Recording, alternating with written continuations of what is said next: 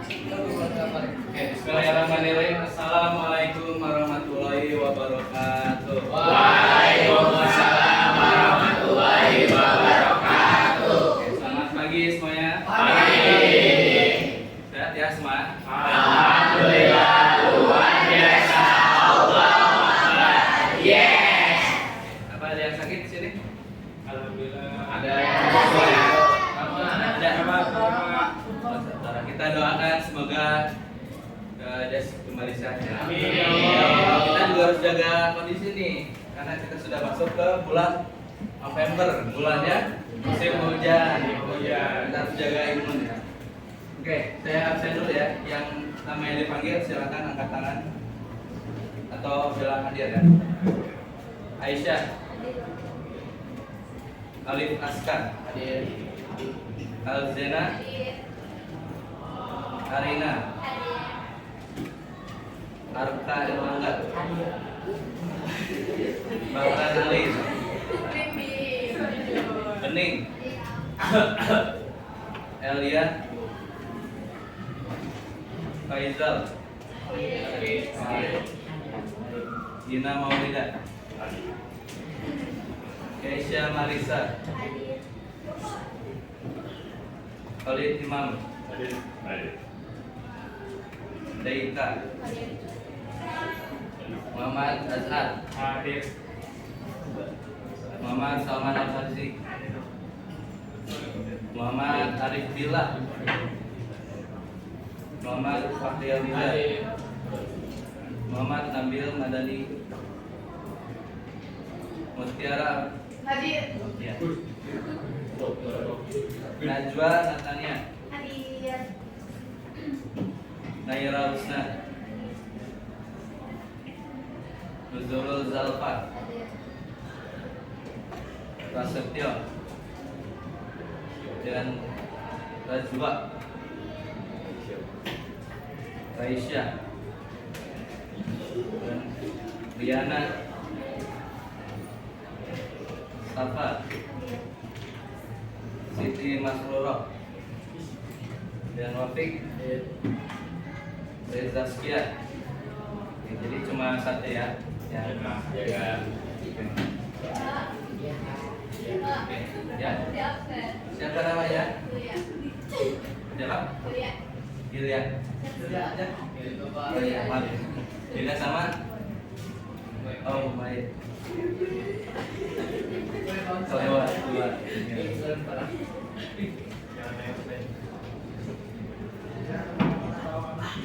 Sudah siap belajar semuanya?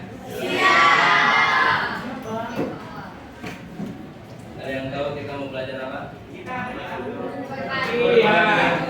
Kita masuk ke bab terakhir dalam fikih ibadah. Ya. Karena sebelumnya kita sudah belajar tentang apa? Sebelum Akaris yang murah sebelumnya terus zakat, sebelumnya lagi Puasa. jenazah, pengurusan jenazah. Dan pertemuan awal kita belajar tentang pengertian sudah Langsung lupa. ngaji aja lu. Fikih ini kan ilmu yang wajib kita pelajari ya. Ya. Kan ilmu yang kita wajib pelajari itu ada 3, yaitu yang utama tauhid. Bahasa apa tauhid? Keyakinan. Dan akhlak.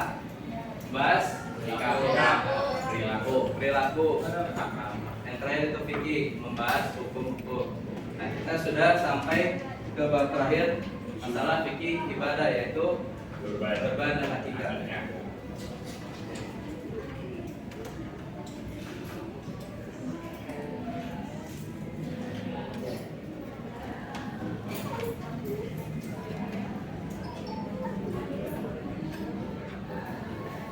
Nah, bisa dilihat gambar di atas, gambar di layar ini ya. Apa yang kalian ketahui dari 2 gambar ini? Yang itu kurban Pak, dari kami Pak. Nah, ini apa? Yang itu Kurban, ini Iya. hukumnya kurban apa? Akikah? Benar juga. Oke. Nah, kita akan membahas lengkap apa itu kurban dan apa itu akikah, hukumnya dan syarat-syaratnya. Nah, adapun tujuan pembelajaran kali ini adalah menjelaskan pengertian kurban dan akikah, menjelaskan perbedaan antara kurban dan akikah, dan menganalisis tata cara menyembelih hewan sesuai syariat. Ya, kita langsung masuk ke apa itu kurban. Kurban itu asal katanya dari bahasa Arab, koroba. Saya tulis Apa yang perlu? ya. Ya. Koroba artinya dekat. Koroba yang robu kurban yang berarti dekat. Nah, secara istilah kurban adalah hewan yang disembelih sebagai pengabdian atau ketaatan kepada Allah di waktu tertentu. Kapan waktunya?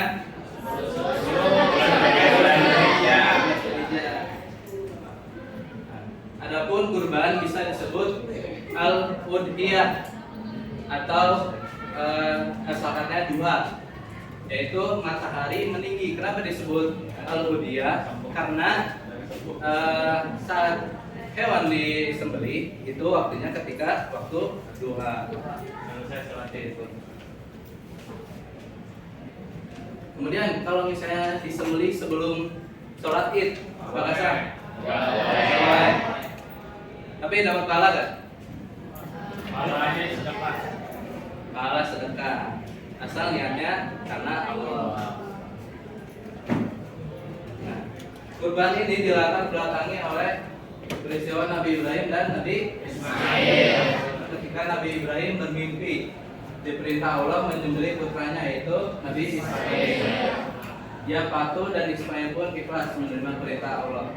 Kemudian turunlah mukjizat, Nabi Ismail diganti oleh seekor babi domba.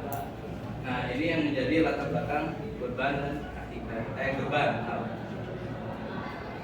Nah, adapun hukum kurban ini adalah sunnah muakkad.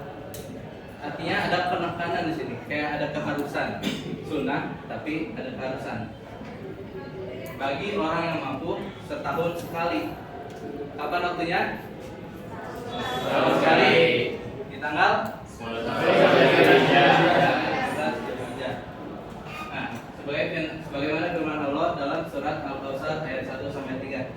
Ada yang mau bacakan? Kita saya tunjuk. Boleh Raisa. Ya, surat Al-Kautsar.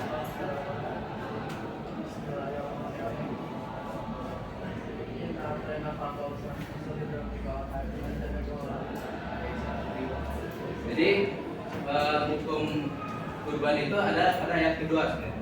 Fasoli di rabbika wanhar. Maka sholatlah atas Tuhanmu dan berkurban. Adapun nih hadis. Ada hadis ini sebagian mazhab menganggap karena adanya hadis ini kurban itu jadi wajib. Coba minta tolong bacakan Imam. Kurban wajada saat ada buka wala yadur musallan. Artinya Barang siapa mampu berkurban dan ia tidak melaksanakannya, janganlah ia menghadiri tempat sholat. Nah, dari hadis ini karena ada penekanan di sini, janganlah menghadiri tempat sholat kami.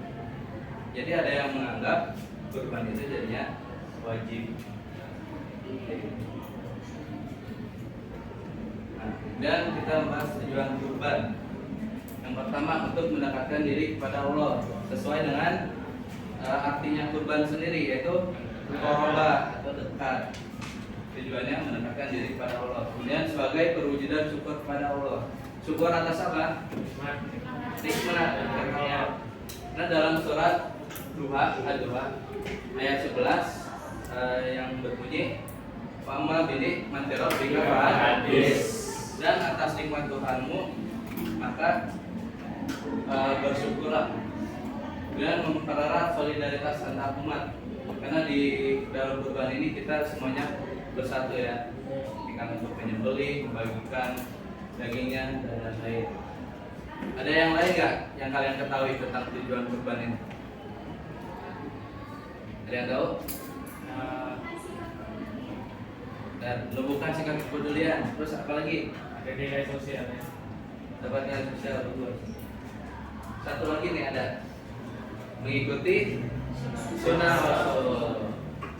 Itu adalah tujuan kurban. Kita lanjut ke syarat. Nah, syarat-syarat kurban yang pertama Islam. Kemudian dilaksanakan pada tanggal 10 Zulhijjah dan pada hari tasyrik.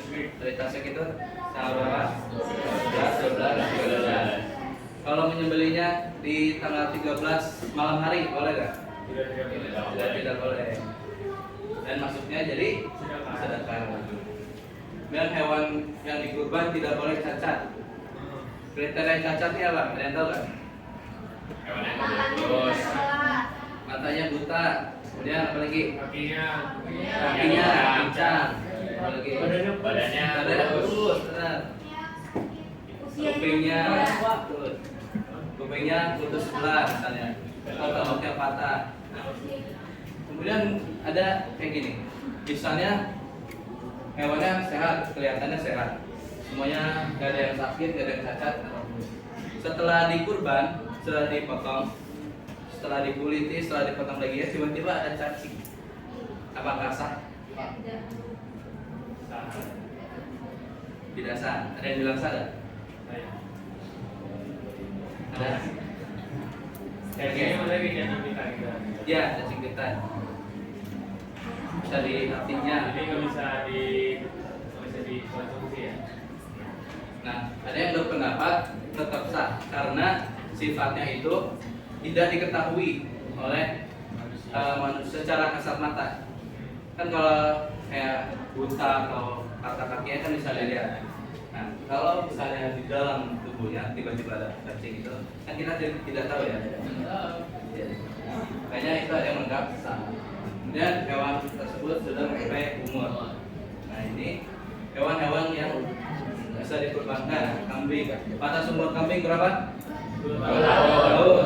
Nah, sapi 2 tahun. Kalau domba 1 tahun. kerbau 2 tahun. Sama kayak sapi. Unta 5. Itu syarat dari umur hewannya ya. Nah, kemudian nanti kalian akan mencari ini tugas kelompok tata cara penyembelihan hewan syariat. Oke, tapi kita lanjut dulu pembahasan pemanfaatan daging kurban. Daging kurban harus dibagikan kepada fakir miskin dalam keadaan mentah dengan ketentuan ini 1/3 dibagikan kepada fakir miskin, kemudian 1/3 dibagikan kepada masyarakat kita dan 1/3 diambil buat yang berkorban. Kemudian kalau kita bernazar, saya kalau lulus kuliah mau kurban, boleh nggak saya ngambil lagi kan? Harus kemana? Bagikan kemana? Harus ke seluruhnya ke fakir miskin. Dan kalau nazar ini kurban nazar dianjurkan kita potong sendiri agar kalau misalnya kita taruh ke masjid biar nggak pusing gitu yang membagikannya, karena daging itu harus dikasih semua, tidak boleh yang diambil. Nah, kemudian boleh nggak kita ngasih ke non muslim? Boleh. Kenapa boleh? Untuk toleransi, sebagai syiar juga. Syiar sosial. Nah, kemudian hikmah kurban yang pertama menambah kecintaan kepada Allah, kemudian menambah keimanan kepada Allah Subhanahu wa taala. Ada lagi yang tahu hikmah kurban? Apa?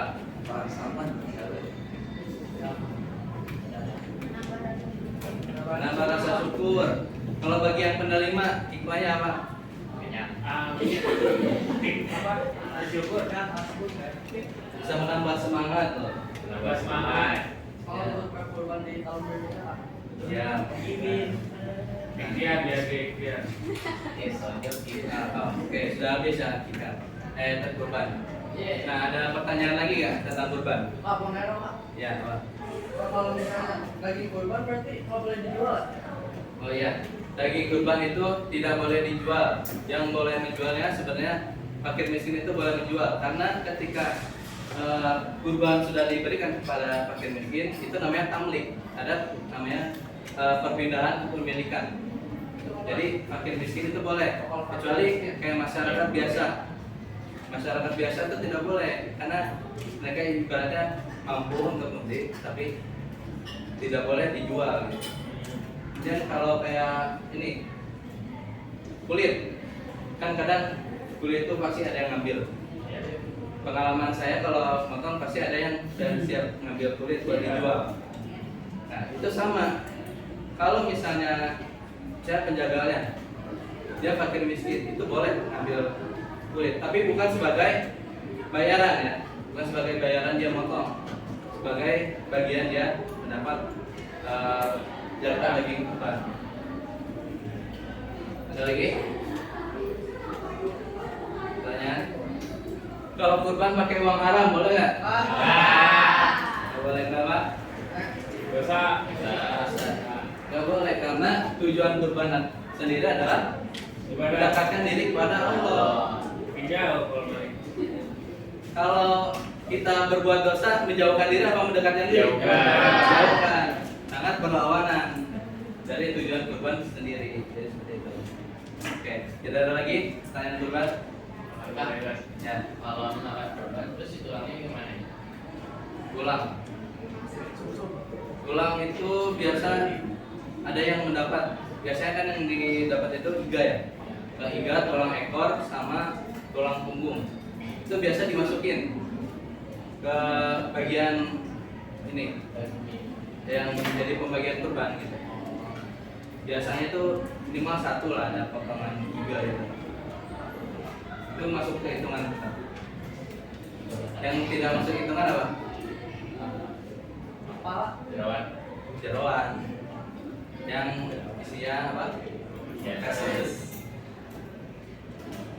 Ada lagi? Lanjut. Kan lagi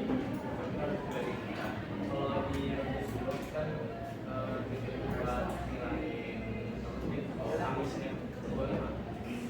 Siapa yang ngerebusnya dulu?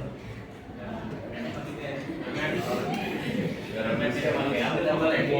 Tetap harus mentah, karena kan yang bisa yang sudah dibagikan mereka bisa membersihkan sendiri biar tidak amis. Jadi harus mentah. Kalau korban nggak boleh diapain. Ya, Jadi usahakan benar-benar. Ya. Kalau udah kurban nih, terus kan tadi kurban itu kebanyakan, terus bisa rendam nih kalau misalnya kebanyakan juga direndamnya, jadi juga bisa berdampak gitu. Boleh. Itu kan berbagi. Kita, ya kamu dapat 10 kilo. Wah kebanyakan nih. Kulkas saya nggak cukup. Banyak sendiri deh. Boleh nggak apa-apa sebagai sedekah juga. Ada lagi? Kepala. Kepala maksudnya itu juga. Apa mau dibagi-bagi kepala? Nah, kepala kan disisitin dulu sama. Dagingnya itu diambil. Jadi dipisahkan tulang. Kamu belum pernah kurban apa melihat pemotongan kepala? Belum. Nah, belum. Ya. Kepala itu sama kayak badan yang lain. Jadi di kulitnya bukan Ayo, dulu, panitia. dagingnya diambil. Itu jadi satu biasanya. Iya. Oh ini ada pertanyaan. Kurban lebih baik sapi atau kambing? Tapi nanti Saya juga tadi lupa membahas ketentuan kambing dan sapi itu berapa orang. Kambing berapa orang? Satu. Terus kalau sapi? 7. Nah itu. Kalau boleh pakai uang subahat gimana? Coba tidak jelas ya. Sebaiknya dihindari. Tapi Kalau diperbolehkan. Diperbolehkan. Oke. saya tidak bisa menjawab. Kalau ini arisan, boleh nggak? Iya. Kurban. Nah, arisan itu bisa masuk sebagai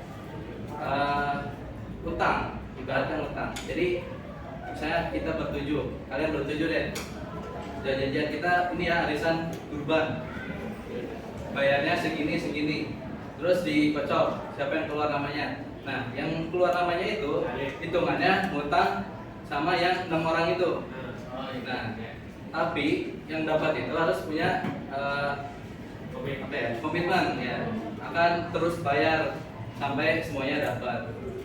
Seperti itu. Nah, utang juga sebenarnya diperbolehkan karena asalkan misalnya saya minjem uang buat kurban, boleh asalkan dia ada kayak jaminan. Jaminannya apa?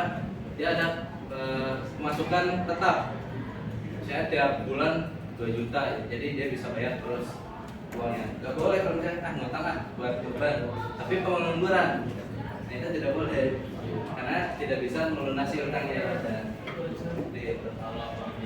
Oke, ada lagi ya?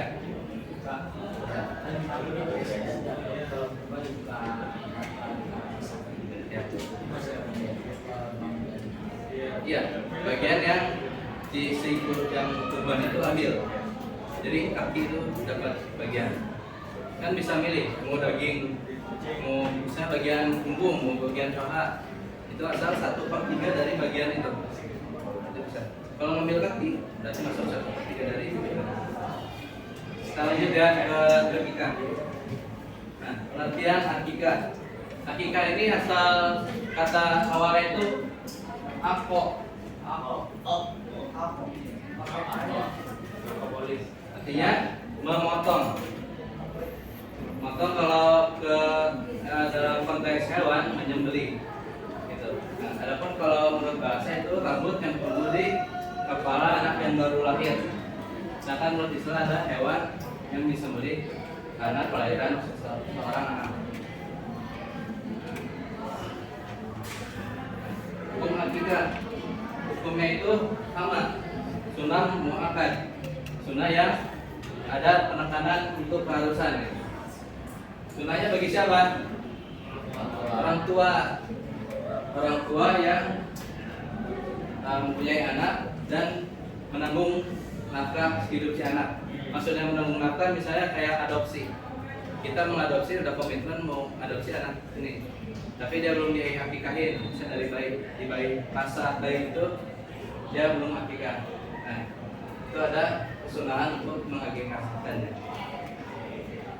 Adapun nih hadis hukum akikah, kullu gulamin murtahanun fi aqiqatihi tajbaru anhu yaumas sabi wa yahluku raqsuhu wa yusamma. Nah, kullu gulamin, setiap anak. Gulam itu anak yang belum balik. Itu dari bahasa Arab sebutannya gulam. Murtahanun fi aqiqatihi, tergadai dengan akikahnya. Terus baru anhu yaumas sabi, disembelih untuknya pada hari ke-7 dan dicukur rambutnya dan diberi nama. Kenapa sih kita harus akikah? Ada tahu nggak kenapa kita harus diakikahkan? Biar diri sendiri sebagai rasa syukur kita kepada Allah. Sebagai rasa syukur. Kemudian apa lagi? Kenapa harus kita diakikahkan? Maka kita ini milik Allah. Ya, ini kita bahas ke ini dulu, melebar dulu. Jadi manusia itu diciptakan secara sempurna. Kalau dalam ilmu psikologi Islam, ya terus.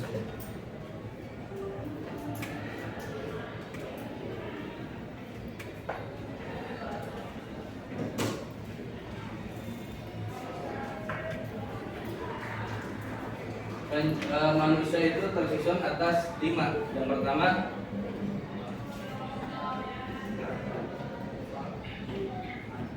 jism.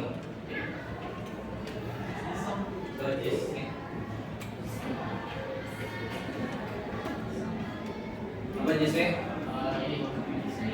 Badan, anggota tubuh. Nah, jism itu badan kita. Kemudian kedua ada ruh, ada inti kita hidup. Kemudian yang ketiga ada nafsu. Dan yang keempat apa? Tahu nggak? Yang keempat itu akal. Nah yang kelima itu qalbu. Nah setelah tubuh kemudian roh ada namanya nafas. Nafas ini terbagi lagi ada tiga, nafsu al-amarah, nafsu lawamah, dan nafsu mutmainnah. Nah, nafsu ini kita kasih nafsunya. Ini tuh kalau secara psikologi ada tempat berdiamnya itu keinginan, perasaan, dan dorongan.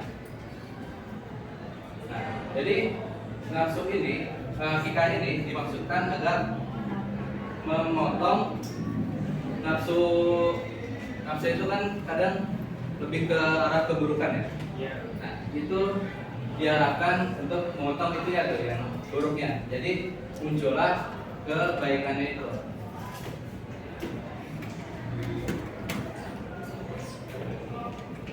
Nah, kalau manusia itu setelah tumbuh dewasa, semuanya sudah Saatnya jam kedua dimulai. nafasnya sudah balik istilahnya. It's time to begin the second Sebagai lesson. penyeimbang ini nafsu. Kemudian qalbu sebagai penyeimbang dua ini, dia berada di tengah. Nah, yang membedakan kita dengan hewan kan ada di akal. Hewan itu lahirianya terdiri nafsu aja. Hewan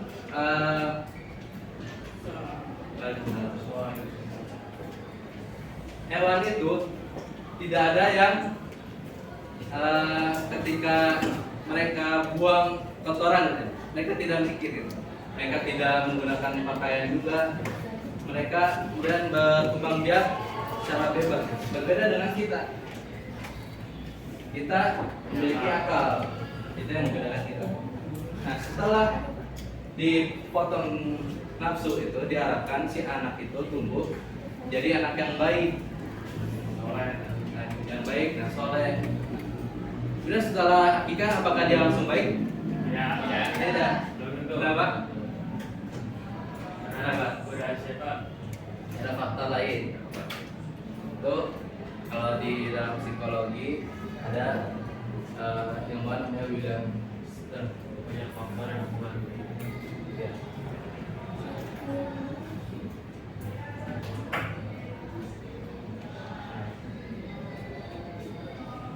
Dia berpendapat perkembangan manusia itu dipengaruhi oleh dua, internal dan eksternal.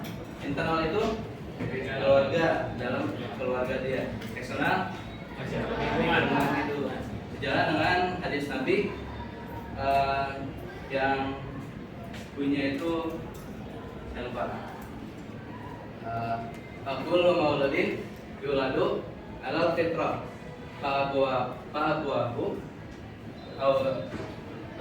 Pokoknya maaf saya lupa hadisnya. Pokoknya setiap yang lahir itu lahir dalam keadaan fitrah. Orang tuanya lah yang membuat dia Yahudi, Nasrani, dan Majusi. Jadi harapannya di akikah itu tidak hanya udah diakikahin ya anak ini pasti baik. Tidak.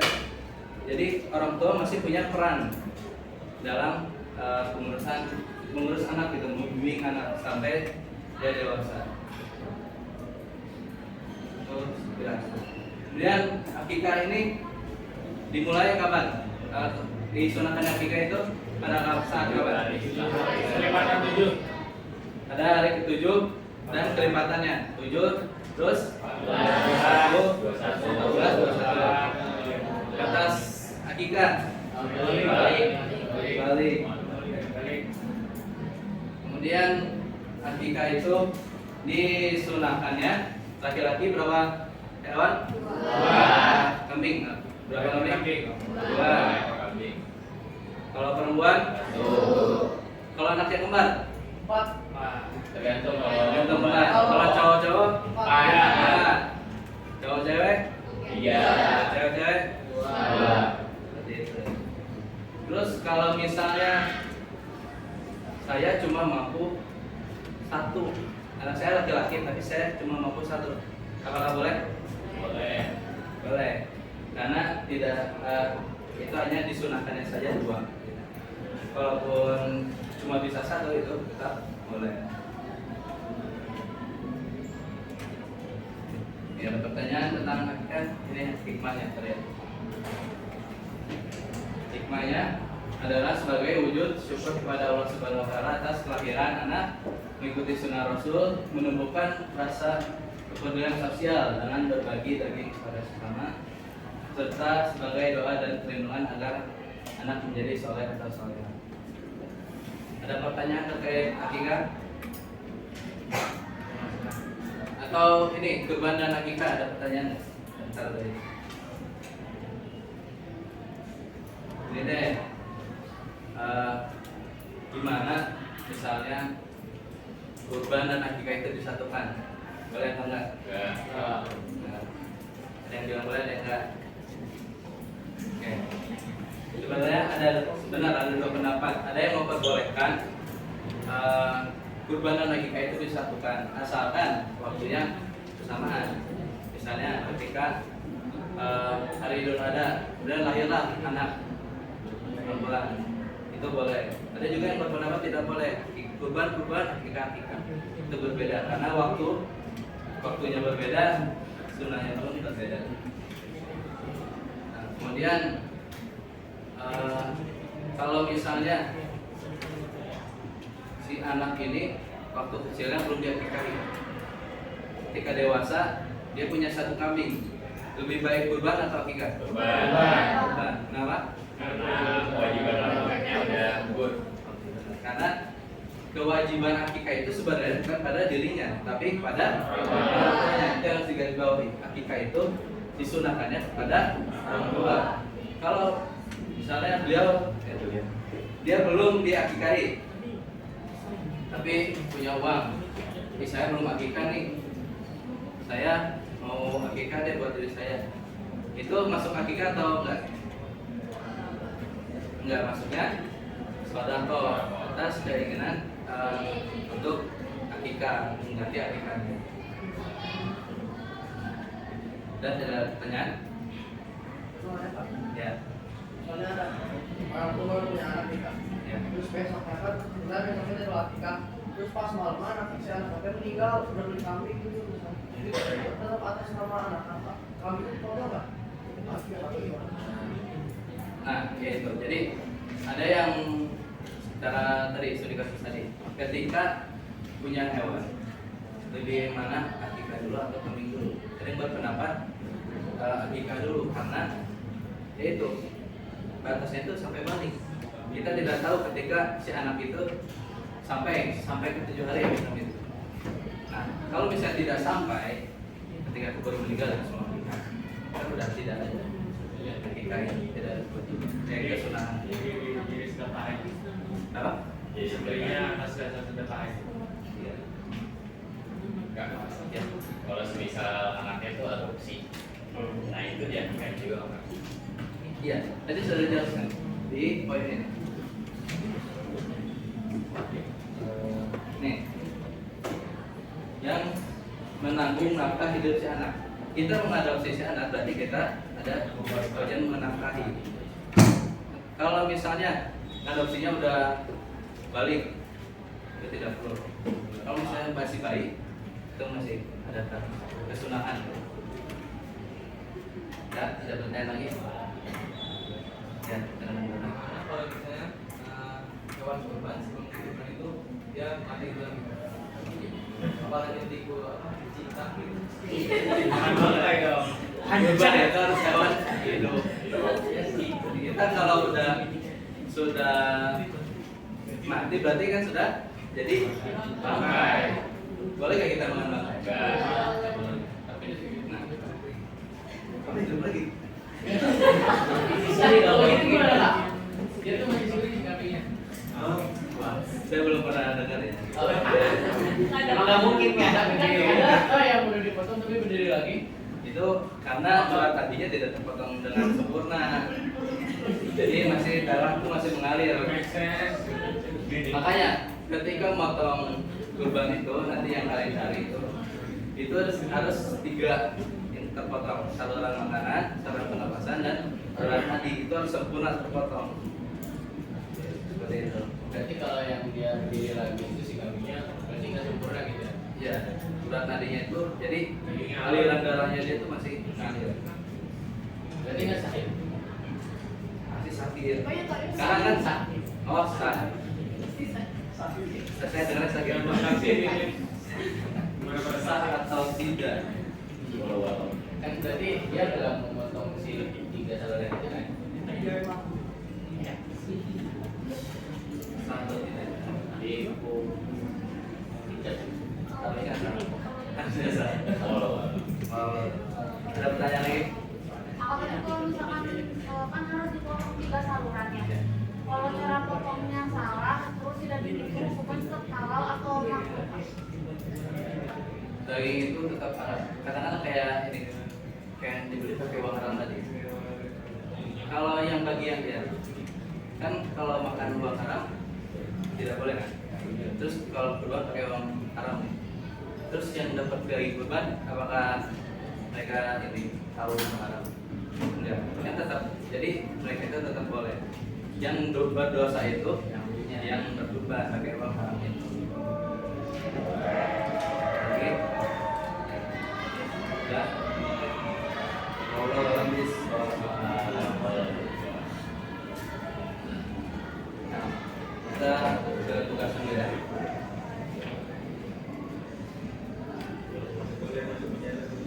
Kita skin, apa gimana? Skin aja. Oke. Atim. Skin ya, skin. Bentar ya. Gak spin lagi. Hapus. Ya, memang